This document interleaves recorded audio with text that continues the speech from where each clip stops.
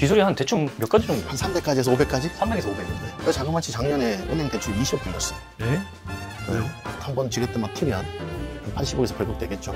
그러다가 내가 지금 현재 블로그를 538개 돌리거든요. 블로그 538개. 그런 한 10만 개, 100만 개 있을 거야. 그 부자들은 한 4가지를 봐요. 일단 관상, 사주, 풍수, 운 이걸 봐요. 안녕하세요, 대표님. 안녕하십니까. 안녕하세요. 자기소개 한번 부탁드리겠습니다. 네, 저는 현재 한국집수리 기술창업센터 행집사를 운영하고 있는 대표 박한주입니다. 잘 뵙겠습니다. 사무실 한 번만. 알겠습니다. 들어가시죠.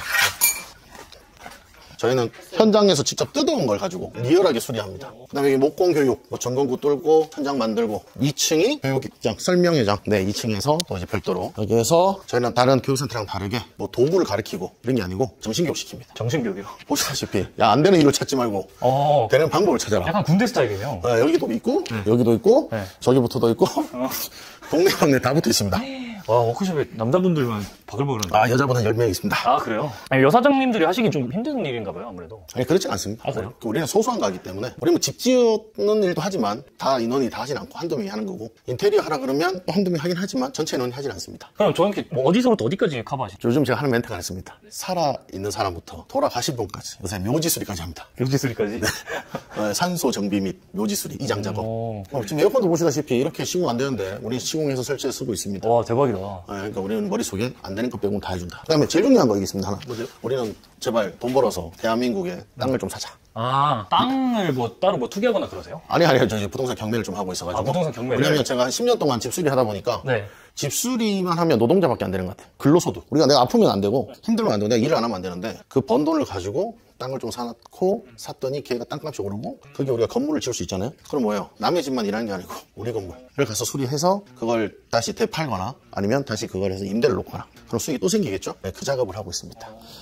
와, 엄청나네요. 근데 대표님은 이 일을 자체를 어떻게 시작하게 되셨어요? 제 신혼집이 추워가지고 저 월급쟁이 8년 생활하다가 결혼하고 애기 놓고 월급 300원으로 살 수가 없어서 뭘 할까 고민하는 찰나에 그랬던 찰나에 신혼집이 추웠고 기술자를 불렀죠. 보일러 배관 청소랑 수도 배관 청소 업체를 3시간 만에 제돈 25만원을 가져갔어요. 충격이었습니다. 25만원 가져오면 얼마 버는 거예요? 한 시간당? 8만원? 빙고. 현재 우리나라 대한민국 최저시급이 13,000원이에요. 근데 10년 전에 그거는 8만원 벌고 있더라고요. 그래서 저도 그때 당시에 시급이 만원이었거든요. 8배를 더 버는 저걸 선택해야 된다.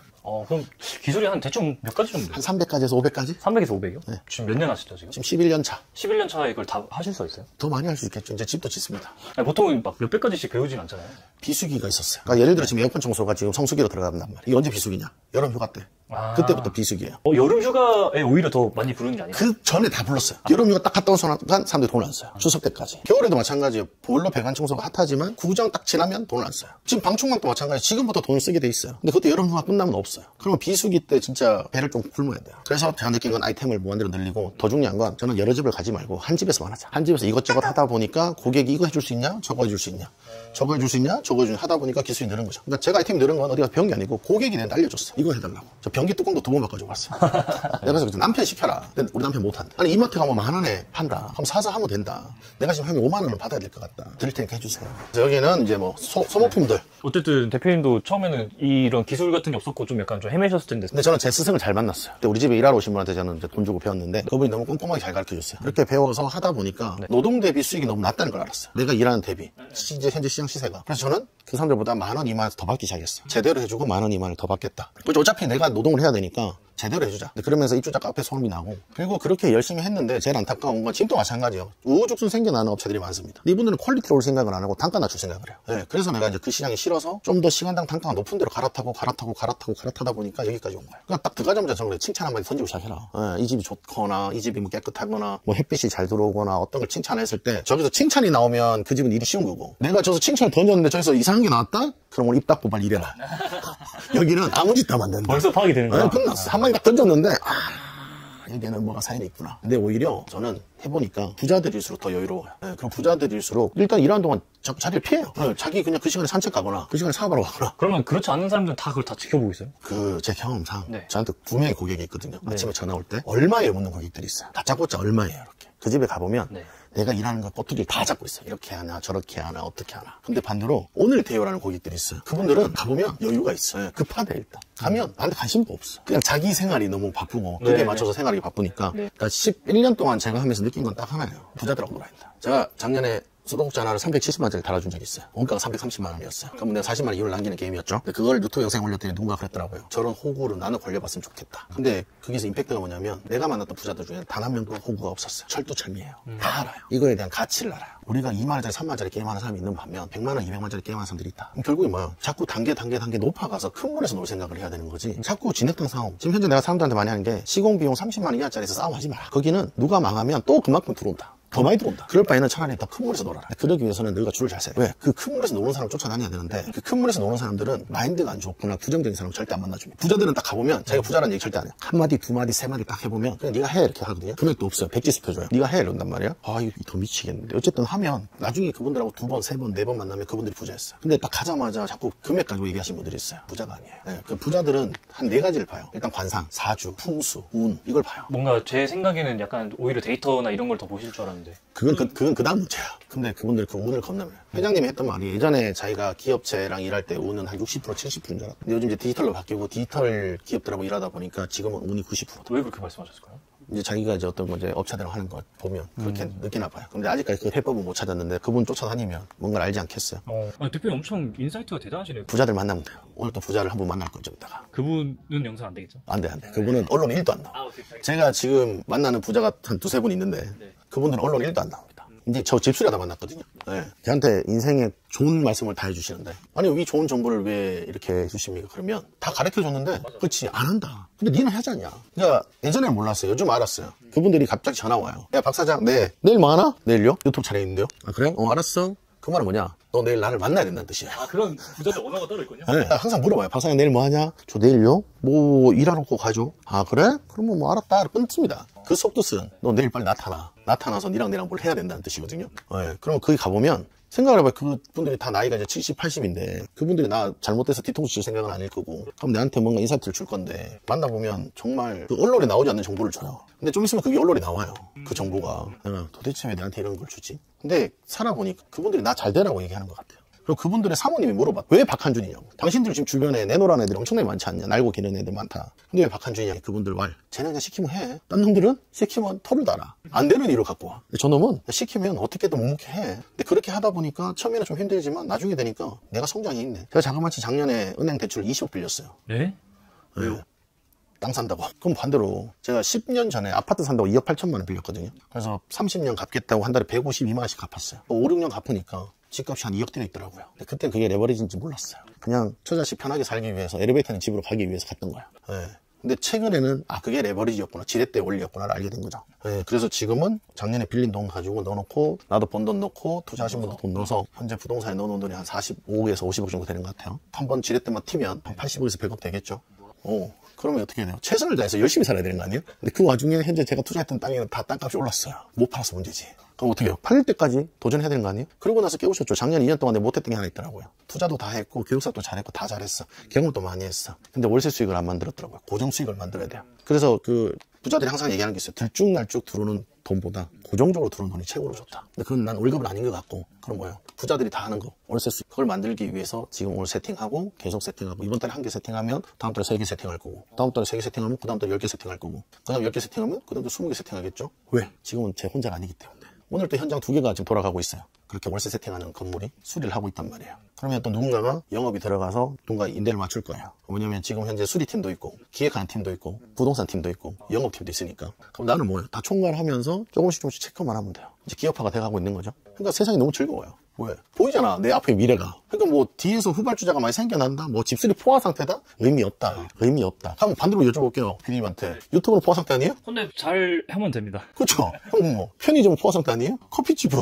치킨집은 저기 코엑스나 킨텍스 창업박람회 가봐요. 엄청난 업체들이 나와요. 다 포화 상태예요. 근데 또 누군가 또 도전을 해. 근데 그 와중에 성공한 애들이 분명히 있어. 틈새를. 근데 그 성공했던 집에 가보면 다 그 집만의 노하우가 있어. 근데 실패한 사람들은 그 노하우가 없어. 그 대표적으로 딱 하나 마케팅을 안 했어.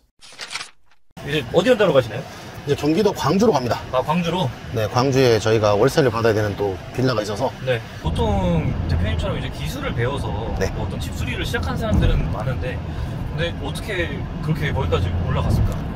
일단 저는 서울에 올라와서 배운 게 기술이 아니라 영업이었어요. 저 무역회사 8년 동안 영업을 배웠어요. 영업을 해외 영어, 일본어 영업을 했어요. 저 일본어 히라가나에 가타카나도 모르는 사람이었어요. 그래서 회사에서 학원 보내줄 테니까 일본어 배우라 그랬어요. 그래서 신촌 아예 새벽 5시 반 들어가서 할 줄 아는 건 오하요 고자이마스밖에 없었어요. 그리고 끝나면 마타하시다라는 내일 봐요라는 단어밖에 몰랐어요. 한 달 갔고 2달 갔어요. 근데 역시나 2마디밖에 못했어요. 근데 그때 같이 수업 듣던 학생들은 겁나 잘하더라고요. 근데 어쩔 수 없이 3개월 차에 일본인 선생반으로 가라 그랬어요. 가기 싫었지. 왜? 말할 줄 모르는데 부끄럽고. 근데 무조건 가야 된대. 갔어. 근데 웬걸? 일본인 선생이 한국말 더 잘하네. 그리고 일본인 선생이 한국 선생보다 더 쉽게 가르쳐요. 그 사람의 고충을 알더라. 그래도 나는 2마디밖에 못해요. 근데 더 재밌었어. 한국인 선생보다 일본인 선생 수업이 더 재밌었어요. 근데 나는 또 2마디밖에 못 잠만 잤어. 근데 회사에서 돈을 냈기 때문에 뭐 굳이 뭐 내가 공부를 해야 되나? 그래서 시간 버티면 되겠지 해서 버텼는데 안 되더라고. 근데 회사 사장한테 걸렸지. 너 학원 보냄들이 할 줄 아는 게 뭐냐? 오하요 고자이마스. 그래서 사장이 특단의 조치를 취합니다. 지금부터 회사로 걸려온 전화는 모두 박한준이 받는다. 그래서 전화를 받으면 여보세요 그러면 여보세요 그럼 한국 사람이야. 근데 여보세요 그런데 저기서 모시모시 그러면 이제 머리가 땀이 납니다. 근데 그때 경리가 보는 족보가 있어요. 사장이 자리를 비웠을 때 항상 인사하는 방법 이렇게 리스트가 쫙 있어요. A4용 잔장이. 그러면 전화 딱 받으면 얘기하면 돼요. 신세 지고 있다는 얘기를 표현하면 오세안이 나때 오리마스라는 멘트를 치면 돼요. 그럼 거기서 조 사장 어디냐 이렇게 물어보면 조사초 도코니 이마스까 이렇게 멘트가 와요. 그러면 못 알아들어 처음엔. 와카리마생 하면 돼. 나 몰라. 스미마생 몰라. 이거 하면 돼. 그리고 전화기 누가 항상 보이면 그냥 쇼쇼마치보다 사용 넘기면 돼요. 근데 그렇게 하다 또 사장이 또 걸렸지. 야 네가 해봐. 그래서 어느 순간 한 달 동안 그렇게 하다 보니까 내가 말을 하고 있더라고요. 사장 없다 자리에. 사조 이나이 데스 이렇게 얘기하면 그럼 거기서 사장 없다 그랬으니까 끊어야 되잖아요. 언제 오니? 언제 오냐고? 미치겠네. 어느 순간 내 컴퓨터 책상에 일본어 사진이 나타나고 일본어 사진이 펴지고 이러더라고요. 내일 온다 아쉽다. 그랬더니 내가 나중에 그 학원 가서 한 달 동안 할 줄 없었던 말을 내가 하고 있더라고요. 한 달 정도 지나니까 일본어가 들리기 시작해. 2달 되니까 내가 조금씩 말을 해. 3달 되니까 이제 그 족보 안 봐도 돼. 이었더라고. 뭐야 이거. 학원 가는 것보다 나는 내 인생은 실전 타입이구나. 결국 환경이 제일 중요하네요. 그렇게 해서 몇 개월 했더니 일본인 그 바이어들이 나한테 일을 시키네.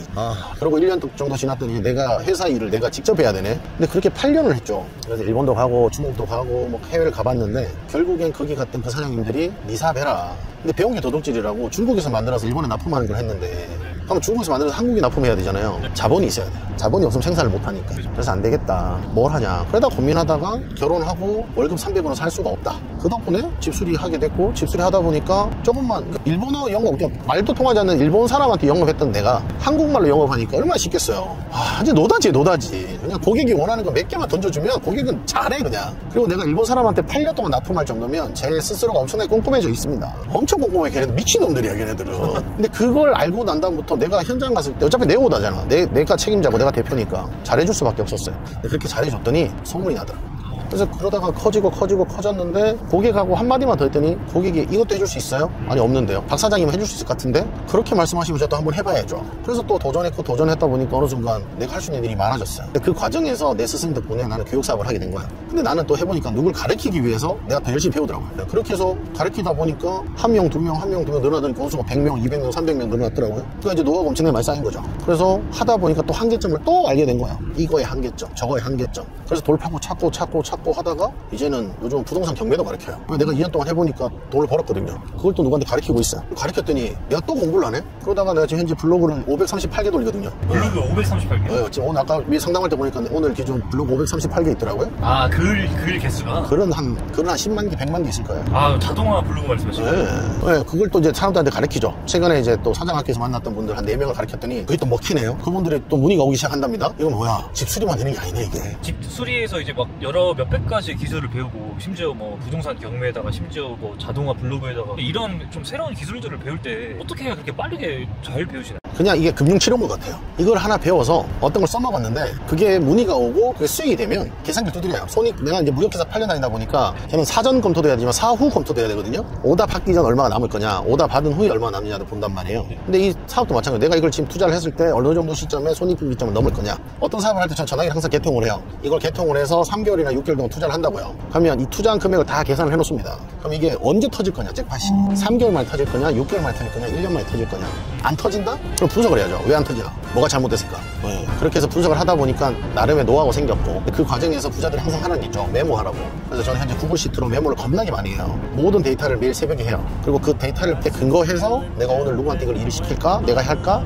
라는 오늘 준비하고 내일을 준비하고 미래를 준비하죠. 난 과거에 별 관심이 없어요. 최근에 들었던 말 중에 제일 좋은 말은 내 인생의 제일 젊은 날은 오늘이에요. 어제가 다시 돌아오지 않아요. 그럼 내일 준비해야 되잖아요. 어제 PD님하고도 어제 우리가 입소통을 하고 오늘 하자 그런 거 아니에요. 그냥 바로 실행이에요. 뭐 이것저것 다 따져봤자 없는데 사람들은 자꾸 안 되는 이유를 찾으려고 그래요. 이래서 안 되고 저래서 안 되고 저래서 안 되고. 야 그럼 언제 실행하냐. 실행해보고 실패할 수도 있다. 실행하고 넘어질 수도 있다. 뒤통수도 맞을 수도 있고 다 할 수 있다. 근데 그 과정에서 배우는 게 있다.